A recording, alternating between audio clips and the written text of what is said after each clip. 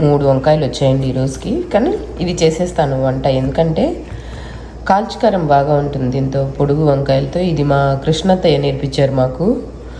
అసలు వెళ్ళాము గుంటూరు డిస్ట్రిక్ట్ చీరాలకు వెళ్ళాము అంటే తను మాకు ఇదే ఫస్ట్ వండి పెడుతుంది, ఎందుకంటే ఇది స్పెషల్ ఫుడ్ అనమాట అక్కడ. మీడియం మంట మీద పెట్టాను అనమాట. ఇది కొంచెం కలర్ మారిన తర్వాత తీసేసి ప్రాసెస్ ఏంటో చూపిస్తాను.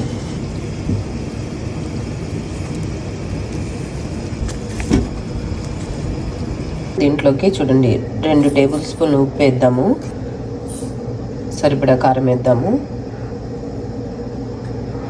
ఇక్కడ జీరా పౌడర్ తీసుకుంటున్నాను నేను, అదే కొలతతో ధనియాల పొడి.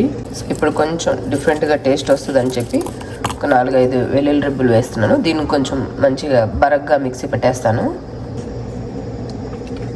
ఇట్లా బరగ్గా మిక్సీ పెట్టేశాను. సో దీన్ని ఒక ప్లేట్లో వేసుకొని వంకాయల్లో కూరుకుందాం.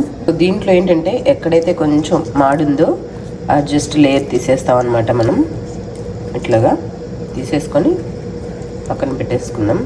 చూసారా, ఇట్లా నేను డివైడ్ చేసుకున్నాను అనమాట. కొంచెం మాడిపోయిందాన్ని తీసేసి డివైడ్ చేసేసుకొని ఇప్పుడు మనం మిక్సీ పట్టుకున్న దాన్ని పొడి ఇట్లా వేసుకుంటాను.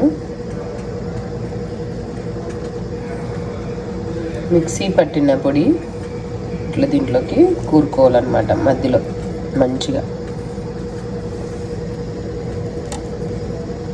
ఇంకా దీంట్లో కావాలంటే అందరూ కొబ్బరి, పల్లీల పొడి అన్నీ యాడ్ చేస్తుంటారండి, ఎవరు టేస్ట్ తగ్గట్టు. అంటే ఒకరోజు ఇది చేసుకోవచ్చు, ఒకరోజు అది చేసుకోవచ్చు అట్లాగా. సో చూసారా, ఇట్లయితే నేను ఫిల్ చేసుకున్నాను. ఫిల్ చేసుకున్న తర్వాత చూడండి ఇక్కడ ఇంకా మిగిలింది, ఇది మనం ఫ్రై చేసేటప్పుడు వేసేద్దాం. ప్యాన్ పెట్టి సరిపడా ఆయిల్ వేసుకుంటున్నాను.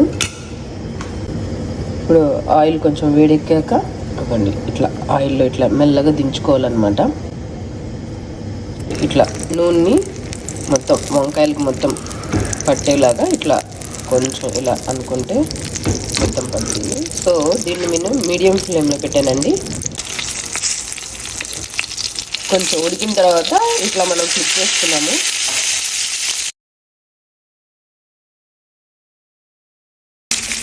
ఇప్పుడు ఈ మిగిలిపోయిన ఉంది కదా పొడి, కారం పొడి, ఇది ఇట్లా ఈ ఆయిల్లో వేసేసుకున్నాము.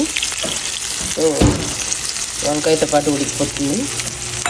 చూసారు కదా, అలా తోటలోంచి కొయ్యడం, ఇలా వంకాయని కొయ్యడం, ఇట్లా స్టఫ్ పెట్టడం, సింపుల్ కదండి.